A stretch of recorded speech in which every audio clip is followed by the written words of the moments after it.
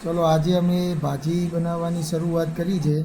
આજે રવિવાર છે એટલે સવારમાં એવું થયું કે ચાલો આપણે ભાજી બનાવીએ।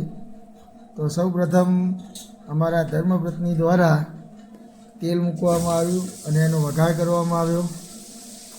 એની અંદર પહેલાં આદુ મરચાં લસણની પેસ્ટ જે હતી તે નાખી દેવામાં આવી અને ત્યારબાદ તેને થોડી ઉકાળવામાં આવી અને પછી હળદર મીઠું મસાલો જે બધો હતો પાવભાજીનો મસાલો એ બધો અંદર નાખવામાં આવ્યો અને પછી એને બરાબર હલાવી દેવામાં આવ્યું।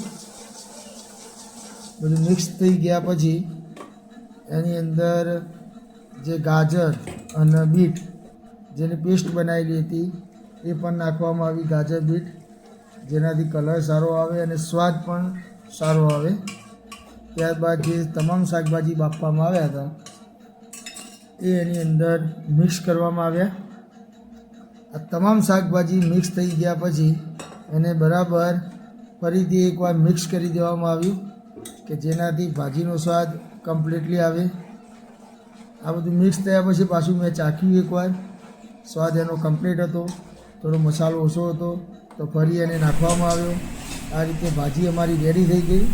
પછી છોકરીઓ કહે કે આપણે ચીઝ અને બટર પણ ખાવું છે, તો અમે બાઇક લઈને બજારમાં ગયા, ચીઝ બટર લઈને આવ્યા અને સાથે ખાવા બેઠ્યા।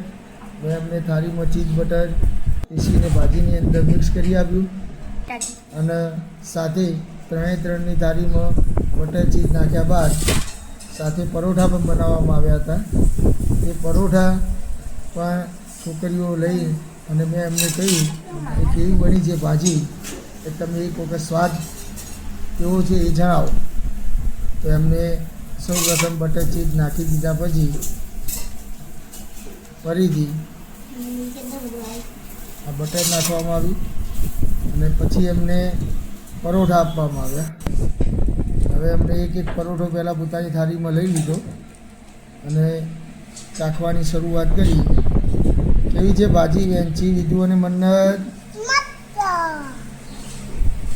સરસ ભાજી છે એવું અમારા મનનું બહુ ઉત્સાહ